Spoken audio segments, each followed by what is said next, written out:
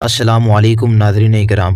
ترک باشندے Ertugrul Ghazi کے والد سلمان شاہ سے والہانہ عشق کیوں کرتے تھے؟ ترکوں نے 3 بار سلمان شاہ کا مزار ایک جگہ سے دوسری جگہ کیوں منتقل کیا؟ ناظرین گرامی، آج کی ویڈیو میں ہم آپ کو اس واقعے کے بارے میں بتائیں گے جب شام میں فوجی آپریشن کر کے ارطغرل غازی کے والد کا جسد حاکی قبر سے نکال کر ترکی منتقل کیا گیا۔ ناظرین، سلطنت عثمانیہ کی بنیاد رکھنے والے سلطان عثمان اول کے دادا سلمان شاہ اس وقت دریائے فرات میں ڈوب کر جان کی بازی ہار گئے تھے جب وہ اسے پار کر رہے تھے۔ ان کے انتقال کے بعد ارطغرل غازی قبیلے کے سربراہ بنے، جنہوں نے ساری زندگی سلطان علاؤ الدین سلجوق کی خدمت کی اور اسلامی سلطنت کو بازنطینی سازشوں سے پاک کیا۔ ان کے انتقال کے بعد ان کے صاحبزادے عثمان غازی نے ان کی جگہ لی اور پھر علاؤ الدین سلجوق کے انتقال کے بعد انہوں نے سلطنت عثمانیہ کی بنیاد رکھی۔ اس عظیم و شان سلطنت کا پرچم دنیا کے مختلف ملکوں پر 600 سال تک لہراتا رہا۔ ناظرین، سلمان شاہ کا 1236 عیسوی میں جب دریائے فرات میں ڈوب کر انتقال ہوا تو انہیں اس کے قریب ہی دفن کر دیا گیا۔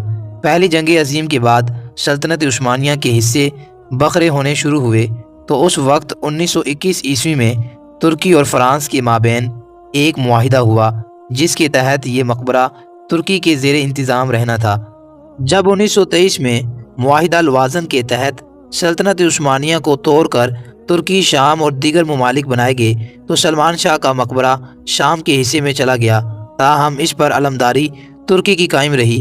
سلمان شاہ کا مقبرہ قلعہ جبار میں تھا، لیکن 1973 عیسوی میں جب اس علاقے میں اسد جھیل بنائی گئی تو شام اور ترکی کے درمیان معاہدے کے نتیجے میں ان کی باقیات کو ترک سرحد سے 27 کلومیٹر دور منتقل کر دیا گیا۔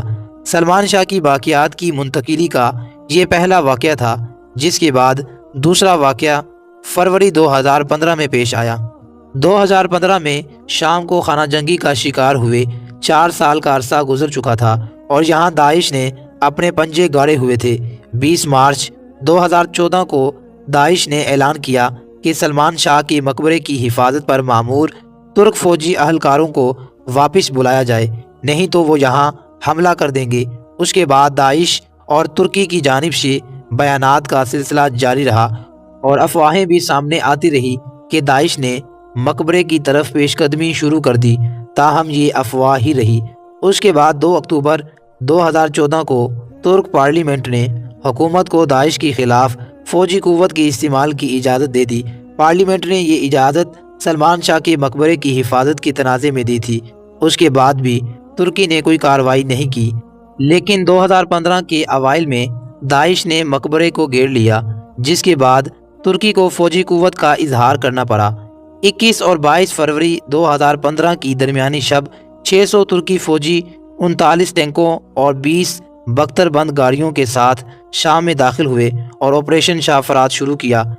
یہ فوجی قافلہ شام کے سرحدی شہر کوہانی، جسے شامی کرد فوجیوں نے داعش سے آزاد کروایا تھا، اور دریائے فرات سے 35 کلومیٹر دور جنوب سے ہوتا ہوا سلمان شاہ کے مزار پر پہنچا۔ ترک فوجیوں نے سلمان شاہ کے مزار پر پہنچ کر وہاں پھنسے ہوئے 38 ترک فوجیوں کو بھی وہاں سے نکالا اور اس کے ساتھ سلمان شاہ کا جسد حاکی بھی نکال لیا۔ ترک فوجیوں نے مزار کا کمپلیکس بھی یہ کہتے ہوئے تباہ کر دیا کہ اس کو داعش کے جنگجو استعمال کر سکتے ہیں۔ اس کے بعد سلمان شاہ کے جسد حاکی کو ترکی منتقل کیا گیا، جس کے بعد انہیں ترک سرحد کے قریب ترکی کے زیر انتظام شامی علاقے میں دفن کر دیا گیا۔ بعد ازاں 2018 میں ترکی کی جانب سے اعلان کیا گیا کہ سلمان شاہ کی قبر کو اس کے اصل مقام پر منتقل کیا جائے گا۔ ناظرین، سلطنت عثمانیہ کے ساتھ ترک اقوام کی انتہائی جذباتی وابستگی تھی، جس کا اندازہ اس بات سے لگایا جا سکتا ہے کہ 1921 عیسوی میں شام میں حلب صوبہ فرانس کے تسلط میں تھا، لیکن ترکی نے فرانس کے ساتھ معاہدہ کر کے اس مزار پر ہمیشہ کے لیے اپنا حق حاصل کر لیا تھا۔ ناظرین، سلمان شاہ سلطنت عثمانیہ کے جد امجد تھے۔ خوارزمی سلطنت پر جب منگولوں نے حملہ کیا تو ترک قبیلے جنوب کی طرف بھاگے اور خراسان پہنچے۔ انہی میں سے سلمان شاہ کا قبیلہ بھی تھا۔ یہاں سے سلمان شاہ 13ویں صدی عیسوی میں ہجرت کر کے ایران آئے اور وہاں سے اپنے قبیلے کے ساتھ اناطولیہ کی جانب روانہ ہوئے، جہاں اس وقت سلجوقی سلطنت قائم تھی۔ سلمان شاہ منگولوں کے دشمن ملک میں پناہ لینے کے خواہش مند تھے، کیونکہ ان کے خیال میں یہاں پناہ لینا ان کے قبیلے کے لیے انتہائی مناسب تھا۔ سلمان شاہ مشرقی اناطولیہ کے شہر اخلات پہنچے۔ وہ خود اور ان کے قبیلے والے اپنے اعلیٰ اوصاف کی وجہ سے بہت مشہور تھے۔ اخلات کے حکمرانوں سے بھی تعلقات اچھے تھے، لیکن جب یہاں منگولوں کی جانب سے خطرہ ہوا تو یہ علاقہ بھی چھوڑ کر آگے بڑھ گئے۔ اخلات کے قیام کے دوران سلمان شاہ اور ان کے قبیلے والوں نے بہت نام پیدا کیا۔ 1221 میں منگولوں کے خطرے کی وجہ سے سلمان شاہ کو اپنے قبیلے والوں کے ساتھ اخلات چھوڑنا پڑا۔ یہاں سے سلمان شاہ نے اپنے قبیلے والوں کے ساتھ شام کے شہر حلب کا رخ کیا، اور یہیں وہ دریائے فرات کی لہروں کی نظر ہوئے۔ ایک قبیلے نے 623 سال کیسے حکمرانی کی؟ ناظرین، اگرچہ ارطغرل غازی کا نام عثمانی سلاطین و خلفاء میں نہیں آتا، لیکن انہیں یہ اعزاز حاصل ہے کہ ان کی اولاد سے 37 سلاطین پیدا ہوئے، جو 1299 عیسوی سے لے کر 1922 عیسوی تک، یعنی 623 سال تک 3 براعظموں اور 7 سمندروں پر حاکم رہے۔ ترک قبائل جن کا نسب حضرت نوح علیہ السلام کے بیٹے یافت سے جا ملتا ہے، قدیم اقوام کی فہرست میں شامل ہے۔ نفاذ اسلام سے قبل کے ادوار میں ترکوں نے وسط ایشیا سے نکل کر دنیا کے اکثر حصوں میں عظیم ریاستیں تشکیل دی۔ جب ترکوں میں ایمان کا نور داخل ہوا تو ان کی روحانی و ایمانی طاقت میں بھی اضافہ ہو گیا، جس کے بعد بہت کم عرصے میں انہوں نے خود کو شہرت و عظمت کی بلندیوں پر پہنچا دیا۔ اس قوم میں سینکڑوں علماء و شعراء، سلاطین و فاتحین پیدا ہوئے۔ ترک کی ان عظیم شخصیات میں ایک کا نام سلمان شاہ آتا ہے۔ یہ قائی قبیلے کے سردار تھے جو 2000 نوجوانوں پر مشتمل تھا۔ یہ ترک قبائل میں سب سے بڑا قبیلہ تصور کیا جاتا تھا۔ سلمان شاہ 1178 میں پیدا ہوئے اور یہ ارطغرل غازی کے والد محترم تھے۔ اس زمانے میں ترکی روایات کے مطابق اسلام کی سربلندی کی خاطر ارطغرل اور دیگر عثمانی سلاطین کو مجاہدانہ سرگرمیوں کی بنا پر ان کے نام کے ساتھ عموماً غازی کا لقب لگایا جاتا تھا۔ سلمان شاہ 13ویں صدی عیسوی میں ہجرت کر کے ایران آئے اور وہاں سے اپنے قبیلے کے ساتھ اناطولیہ کی جانب روانہ ہوئے، جہاں اس وقت سلجوقی سلطنت قائم تھی۔ سلمان شاہ منگولوں کے دشمن ملک میں پناہ لینے کی خواہش مند تھے، کیونکہ ان کے خیال میں یہاں پناہ لینا ان کے لیے فائدہ مند تھا۔ سلمان شاہ مشرقی اناطولیہ کے شہر اخلات پہنچے۔ وہ خود اور ان کے قبیلے والے اپنے اعلیٰ اوصاف کی وجہ سے مشہور تھے۔ اخلات کے حکمران سے بھی تعلقات اچھے تھے، لیکن جب منگولوں کی طرف سے خطرہ ہوا تو 1221 عیسوی میں قبیلے والوں کے ساتھ اخلات بھی چھوڑنا پڑا۔ مورخ جے شاہ اپنی کتاب سلطنت عثمانیہ کی تاریخ اور جدید ترکی میں لکھتا ہے کہ عثمانیوں کے جد امجد سلمان شاہ تھے، جو قائی قبیلے کے سربراہ تھے۔ ایک روایت کے مطابق منگولوں کے حملے کے پیش نظر دیگر بہت سارے ترک قبائل کی طرح یہ قبیلہ بھی غلامی اور تباہی سے بچنے کے لیے نئے علاقے کی طرف روانہ ہوا۔ جے شاہ کے مطابق سلمان شاہ شام میں داخل ہوتے ہوئے دریائے فرات میں ڈوب گئے، اور اس کے بعد ان کے 2 بیٹے واپس چلے گئے، جبکہ ارطغرل غازی نے اپنا سفر مغرب کی جانب جاری رکھا اور 400 خیموں پر مشتمل اپنے قافلے کے ہمراہ اناطولیہ پہنچ کر اپنی سرگرمیوں کا آغاز کیا، اور بہت کم عرصے میں ہزاروں کی تعداد میں غازیان اسلام کا لشکر جمع کر کے تاتاریوں اور بازنطینیوں کے خلاف قابل قدر خدمات سر انجام دی۔ ناظرین، اگرچہ ارطغرل غازی کا نام عثمانی سلاطین و خلفاء میں نہیں آتا، لیکن ارطغرل غازی کو یہ اعزاز حاصل ہے کہ ان کی اولاد سے 37 سلاطین پیدا ہوئے، جو 1299 عیسوی سے لے کر 1922 عیسوی تک، یعنی 623 سال تک 3 براعظموں اور 7 سمندروں پر حاکم رہے۔ امیر غازی ارطغرل ترک اغوز کی شاخ قائی قبیلے کے سردار سلمان شاہ کے بیٹے اور سلطنت عثمانیہ کے بانی عثمان اول کے والد محترم تھے۔ ارطغرل کی ولادت 1191 عیسوی میں ہوئی۔ ارطغرل غازی ایک بہادر، ناڈر، ذہین، ایماندار اور باروب سپاہی تھے۔ وہ ساری زندگی سلجوقی سلطنت کے وفادار رہے۔ ارطغرل ترک زبان کا لفظ ہے جو دو الفاظ ار اور طغرل سے مل کر بنا ہے۔ ار کا معنی انسان، سپاہی یا ہیرو کے ہیں، جبکہ طغرل کے معنی عقاب پرندے کے ہیں جو مضبوط شکاری پرندے کی شہرت رکھتا ہے۔ یوں ارطغرل کا معنی عقابی شخص، عقابی سپاہی یا ہیرو وغیرہ کے ہیں۔ عثمانی روایات کے مطابق ارطغرل غازی اپنے باپ سلمان شاہ کی وفات کے بعد اپنے رفقا کو لے کر حلب کے امیر کے پاس گئے اور ان سے زمین کا مطالبہ کیا۔ چنانچہ انہوں نے سغوت کی زمین ارطغرل کے حوالے کر دی، جو اس زمانے میں بازنطینی سلطنت کی سرحد پر واقع تھی۔ ارطغرل کو اس علاقے کا باقاعدہ طور پر سردار مقرر کر دیا گیا۔ اس کے بعد اس سرزمین پر کچھ ایسے واقعات پیش آئے جو آگے چل کر سلطنت عثمانیہ کی بنیاد کا سبب بنے۔ ارطغرل غازی ساری زندگی سلجوقی سلطنت کے وفادار رہے، لیکن بدقسمتی سے ان کی زندگی کے آخری ایام میں سلجوقی سلطنت آخری سانس لے رہی تھی اور منگول سلطنت نے پورے اناطولیہ پر قبضہ کر لیا تھا، جو ان کے لیے تشویش کا باعث تھا۔ ارطغرل کی آرزو تھی کہ وہ ایک عظیم الشان اسلامی سلطنت کا قیام عمل میں لائے، لیکن حالات اور زندگی نے وفا نہ کی۔ چنانچہ ان کے چھوٹے بیٹے عثمان غازی نے ان کا یہ خواب پورا کیا اور ایک عظیم الشان سلطنت عثمانیہ کی بنیاد رکھی۔ سلطنت عثمانیہ کے بارے میں سب سے زیادہ سنی جانے والی روایت کے مطابق عثمان غازی نے اپنی ابتدائی کامیابیوں کے بعد ایک خواب دیکھا تھا۔ اس خواب میں انہوں نے دیکھا کہ ایک درویش شیخ ادبالی کے سینے سے چاند نمودار ہوتا ہے اور اس کے اپنے سینے میں داخل ہو جاتا ہے۔ اس کے ساتھ ہی اس کے پیٹ سے ایک بہت بڑا درخت نکلتا ہے جس کا سایہ پوری دنیا پر چھا جاتا ہے۔ اس درخت کی شاخوں کے نیچے چشمے بہتے ہیں جن سے لوگ پانی پیتے ہیں اور کھیت سیراب کرتے ہیں۔ عثمان غازی نے جب شیخ ادبالی سے اس خواب کی تعبیر پوچھی تو انہوں نے کہا کہ ان کے سینے سے نکل کر عثمان کے سینے میں داخل ہونے والا چاند اس کی بیٹی ہے اور جو اس خواب کے بعد عثمان کی اہلیہ بن گئی۔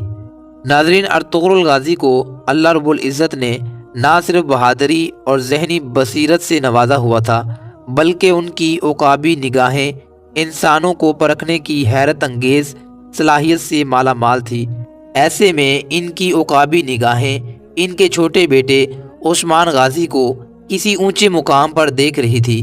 چنانچہ ارطغرل غازی کی آخری نصیحت اپنے بیٹے کے نام تاریخ کے صفحات میں ہمیشہ سنہری الفاظ میں یاد رکھی جائے گی، جو یوں ہے: اے میرے بیٹے عثمان، جو اپنے ماضی سے ناواقف ہو وہ اپنے مستقبل سے بھی بے خبر رہتا ہے۔ اپنی تاریخ سے آگاہی حاصل کرو تاکہ تم مطمئن ہو کر آگے کی طرف قدم رکھ سکو۔ ہمیشہ یاد رکھنا کہ تم کہاں سے آئے اور تم نے کہاں جانا ہے۔ کیا عجیب داستان ہے کہ چرواہوں کا ایک خانہ بدوش قبیلہ جو جاڑے کے بے رحم موسموں میں قحط سے بچنے کے لیے حلب کے امیر سے ایک زرخیز پناہ گاہ میں قیام کا مطالبہ کرتا ہے، جو آگے چل کر ایک ایسی سلطنت کی بنیاد رکھتا ہے جو 7 صدیوں تک دنیا کی مضبوط ترین سلطنت کا رتبہ سنبھالے رکھتی ہے۔ ارطغرل غازی جو منگولوں سے بھی لڑتا ہے، صلیبیوں سے بھی لڑتا ہے، وہ اوغوز ترک قبائل کو یوں ایک لڑی میں سموتا ہے کہ پھر چرواہوں کے اس قبیلے کی اپنی ایک سلطنت ہوتی ہے اور غازی ارطغرل کا بیٹا عثمان اس سلطنت کا پہلا بادشاہ بنتا ہے۔ عثمان غازی تاریخ کی ان اہم ترین شخصیات میں سے ایک ہیں جنہوں نے اناطولیہ کے ایک چھوٹے سے شہر سے ابتدا کر کے جلد ہی اپنی زمینوں کو بڑھایا، مگر عثمان غازی آج بھی اسی جگہ کھڑے ہیں جہاں تاریخ اور افسانے ملتے ہیں۔ مطلب یہ کہ ان کے بارے بہت سی مشہور باتوں کو تاریخ دان ماننے سے انکاری ہیں، مگر وہ باتیں ترک روایات اور قصے کہانیوں میں صدیوں سے چلتی آ رہی ہیں۔ ناظرین، آج کی ویڈیو میں ہم آپ کو عثمان غازی کے متعلق 21 ایسے دلچسپ حقائق بتائیں گے جو کہ شاید آپ کے علم میں نہ ہوں۔ نمبر 1، عثمان غازی کی تاریخ پیدائش صحیح طور پر معلوم نہیں، لیکن آپ 13ویں صدی میں اوغوز ترکوں کے ایک قبیلے کائی میں پیدا ہوئے اور یہ قبیلہ 10ویں صدی میں مسلمان ہوا تھا۔ اس کا مطلب یہ ہے کہ آپ مسلمان ماں باپ کی اولاد تھے۔ عام طور پر یہ کہا جاتا ہے کہ آپ 1258 عیسوی میں پیدا ہوئے، مگر یہ بھی ایک اندازہ ہے۔ نمبر 2، 15ویں صدی میں آپ کے بارے کچھ بھی تحریری طور پر موجود نہ تھا اور نہ ہی عثمان غازی کے دور حکومت کے بارے ان کے دور کے کسی تاریخ دان کی کتاب سے ملتا ہے۔ مثلاً اس زمانے میں کئی بازنطینی مورخین مشہور تھے، جن میں جورج پیکمرز قابل ذکر ہیں۔ شاید یہی وجہ ہے کہ تاریخ دان عثمان غازی کے دور حکومت کو بلیک ہول کا نام دیتے ہیں۔ نمبر 3، عثمان غازی کو عثمان بھی کہا جاتا ہے، جو کہ ترک زبان میں عثمان کی قدیم سپیلنگ ہے۔ اس دور میں غالباً عربی کے لفظ عثمان کی بجائے ترک زبان کے اٹمان یا عثمان کے نام سے مشہور تھے۔ عثمان غازی کا نک نیم کارا تھا، جس کا مطلب تو سیاہ ہے، لیکن ترک تہذیب میں اس کا مطلب بہادر اور جرأت مند ہے۔ آج بھی کارا ترک تہذیب میں اس شخص کے لیے بولا جاتا ہے جو سخی ہو، خوبصورت ہو، انصاف پسند ہو اور گھڑ سواری، تلوار بازی اور فوجی مہارت رکھتا ہو۔ نمبر 5، عثمان غازی کے دور حکومت میں جو سکے بنوائے گئے ان پر ارطغرل غازی کا نام تھا، مگر ارطغرل غازی کے متعلق تاریخی طور پر بہت کم ریکارڈ موجود ہے۔ اکثر باتیں عثمانی دور کے افسانوں اور کہانیوں میں ملتی ہیں۔ نمبر 6، سوگوت کی عثمان غازی کی زندگی میں بہت اہمیت ہے۔ آپ یہاں ہی پیدا ہوئے اور سوگوت ہی سلطنت عثمانیہ کا پہلا دارالحکومت بنا۔ نمبر 7، عثمان غازی اپنے والد کی زندگی میں ہی سربراہ بنا دیے گئے تھے، لیکن ارطغرل غازی کی وفات کے بعد انہوں نے کنٹرول سنبھالا اور فوراً ہی آس پاس کے علاقوں پر حملے شروع کر دیے جن پر بازنطینی کا قبضہ تھا۔ 1299 عیسوی تک اتنے علاقوں پر قبضہ کر لیا تھا کہ اس کو ایک چھوٹی موٹی سلطنت کہا جا سکتا تھا۔ نمبر 8، عثمان غازی کے شروع کے دور میں ان کی رایا خود کو رومی یا رومن کہلاتی تھی۔ عثمان غازی کے سپاہی اور انتظامیہ کے لوگوں کے لیے ہی صرف عثمانی کا لفظ استعمال ہوتا تھا، مگر بعد میں تمام لوگ عثمانی کہلائے۔ نمبر 9، عثمان غازی نے آس پاس کے ترک علاقوں پر حملے نہیں کیے، بلکہ یہ علاقے شادیوں کے ذریعے یا زمین خرید کر سلطنت میں شامل کیے گئے اور کئی موقعوں پر آس پاس کی حکومتوں نے تیزی سے بڑھتی ہوئی سلطنت میں شامل ہونے کی درخواست کی۔ نمبر 10، 20ویں صدی کے مغربی مورخین عثمان غازی پر غزہ تھیسس چال چلنے کا الزام لگاتے ہیں۔ اس کے مطابق عثمان غازی نے آس پاس کی مسلم ریاستوں کو کافروں کے خلاف مقدس جہاد کا نام دے کر اپنے ساتھ شامل کیا۔ ایسے تاریخ دانوں کی تعداد بہت مختصر ہے اور دوسرے بڑے تاریخ دانوں نے اس بات کو رد کیا ہے اور یہ کہا ہے کہ سلطنت عثمانیہ مذہبی رواداری اور برداشت پر قائم سلطنت تھی، مگر تاریخ دان اب تک یہ معلوم نہ کر سکے کہ کس طرح عثمان غازی نے شروع میں اپنی سلطنت کو بڑھایا اور سب کو یکجا کیے رکھا۔ پھر کچھ تاریخ دانوں نے ایک اور اندازہ لگایا کہ شروع میں عثمان غازی کی فوج میں مسلمان سپاہی کم تھے، مگر تمام مسلم اور کافر سپاہی مذہب کی بجائے اپنا علاقہ اور طرز زندگی ایک ہونے کی وجہ سے لڑتے تھے، لیکن اس بات پر بھی تمام مورخین متفق نہیں ہیں۔ نمبر 11، عثمان غازی کو بازنطینیوں کے خلاف پہلی بڑی فتح 1302 عیسوی میں ملی، جب انہوں نے بازنطینی فوج کو شکست دی جو ان کو روکنے کے لیے بھیجی گئی تھی۔ عثمان غازی نے 5000 سپاہیوں کے ساتھ بیفیس کے باہر ایک بڑی بازنطینی فوج کو شکست دی، جو کہ ٹرننگ پوائنٹ تھا، کیونکہ بازنطینی اس کے بعد اناطولیہ سے پیچھے ہٹنے لگے تھے۔ نمبر 12، ترکوں میں اس وقت گوریلا لڑائی کا رواج تھا، لیکن عثمان غازی ایک بہترین جنگی منصوبہ ساز تھے۔ ان کی بہترین حکمت عملیاں آج بھی جدید فوج کے لیے کارآمد ہیں۔ عثمان غازی زیادہ تر اسکاؤٹس پر بھروسہ کرتے اور جنگ سے پہلے رضاکاروں سے مشورہ کرتے تھے۔ جنگ سے پہلے اور درمیان میں خوراک اور ہتھیار احتیاط سے تقسیم کرتے۔ انہوں نے انجینئرز اور معمار بھی رکھے ہوئے تھے جو راستے میں سڑکوں اور پلوں کی مرمت کا کام کرتے تاکہ راستے میں فوج کو کم پریشانی کا سامنا ہو۔ نمبر 13، عثمان غازی نے کسی بھی علاقے کو فتح کرنے کے بعد مقامی لوگوں کے رسم و رواج اور مذہب میں دخل اندازی نہیں کی۔ نمبر 14، ارتھوڈوکس عیسائی جنہوں نے مغربی کیتھولک عیسائیوں سے بہت تکلیفیں سہی، انہیں عثمانی علاقوں میں خوش آمدید کہا گیا اور خانقاہی درویش مسلم و عیسائی ان کے ساتھ بہت شفقت سے پیش آتے تھے اور انہیں اہم عہدے دیے گئے۔ نمبر 15، انہی درویشوں میں سے شیخ ادابالی تھے جو ارطغرل غازی کے ساتھ اور مشیر تھے، اور انہی کی بیٹی رابعہ بالا خاتون سے 1299 عیسوی میں عثمان غازی کی شادی ہوئی، جس میں ایک خواب کا ذکر ہے۔ اس خواب کی کہانی 100 سال بعد لکھی گئی۔ عثمان غازی کی دوسری شادی ملہون خاتون سے ہوئی جو کہ مقامی سردار عمر بے کی بیٹی تھی، جن سے اور خان غازی پیدا ہوئے، جبکہ رابعہ بالا خاتون سے ایک بیٹا پیدا ہوا جس کا نام علاؤ الدین پاشا تھا۔ یہ دونوں ستیلے بھائی تمام زندگی ایک ساتھ رہے، ان کا آپس میں بہت پیار تھا اور وفات کے بعد بھی ایک ہی مقبرے میں دفن ہوئے۔ رابعہ بالا خاتون اور ملہون خاتون نے ان کی تربیت اس طرح کی تھی کہ ان میں تقویٰ اور للہیت دونوں نمایاں تھی۔ اس کی ایک مثال یہ ہے کہ جب عثمان غازی کی وفات ہوئی تو تب اور خان غازی نے اپنے بھائی علاؤ الدین پاشا کو تجویز دی کہ وہ اس سلطنت کو برابر تقسیم کر کے اس پر حکومت کر لیتے ہیں، مگر علاؤ الدین پاشا نے انکار کر دیا۔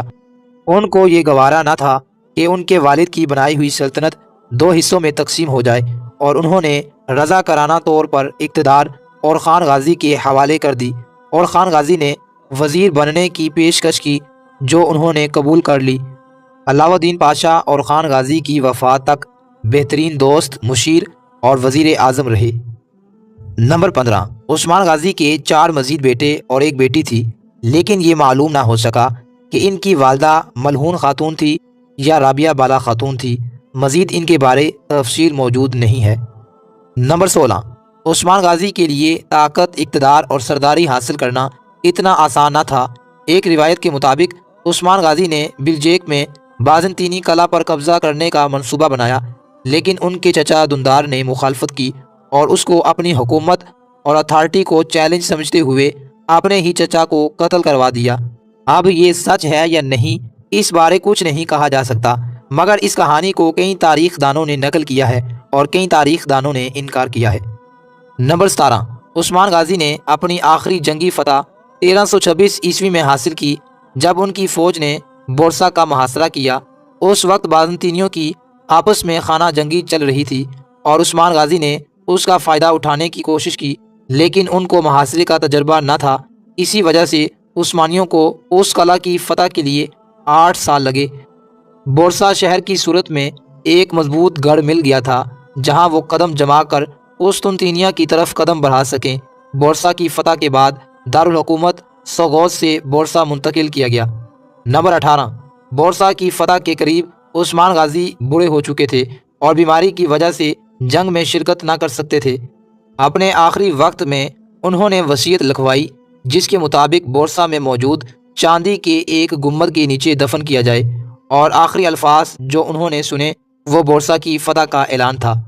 نمبر 19، شیخ ادابالی نے ہی ایک انتہائی اہم رسم کا آغاز کیا تھا، اور وہ رسم عثمان غازی اور ان کے بعد آنے والے سلاطین کی تاج پوشی کے متعلق تھی۔ عثمان غازی کا تخت پر بیٹھنے کے بعد شیخ ادابالی نے صحابی رسول حضرت ابو ایوب انصاری رضی اللہ تعالی عنہ کے مقبرے میں عثمان غازی کی کمر کے گرد تلوار باندھی۔ اس رسم کا بنیادی مقصد عثمان غازی کو اس بات کا احساس دلانا تھا کہ وہ اب اسلامی عقیدے کے محافظ ہیں، اور بعد میں تمام سلاطین نے اس کو جاری رکھا، مگر جب قسطنطنیہ دارالحکومت بنا تو اس کی ایوب مسجد میں شریف کونیاں ادا کرتے تھے۔ عثمان غازی کی تلوار بعد میں ہر سلطان کو تھمائی جاتی تھی۔ یہ تلوار آج بھی توپ کاپی میوزیم میں موجود ہے۔ نمبر 20، سلطنت عثمانیہ کو یورپ کے لوگ اوٹومان امپائر کہتے ہیں، مگر ترکی میں اس کا اصل نام دولت العالیہ العثمانیہ ہے۔ نمبر 21، 1801 عیسوی میں بورسا میں آگ بھڑک اٹھی تھی جس سے عثمان غازی کا مقبرہ کافی جل گیا تھا، جس سے ان کا تابوت نمایاں ہو گیا، جبکہ 1855 عیسوی میں جب زلزلہ آیا تو عثمان غازی اور خان غازی کے مقبرے کی عمارت مکمل تباہ ہو گئی تھی۔ ان کے یہ مقبرے بازنطینی طرز تعمیر پر بنے ہوئے تھے، مگر جب دوبارہ بنائے گئے تو عثمانی طرز تعمیر پر بنائے گئے۔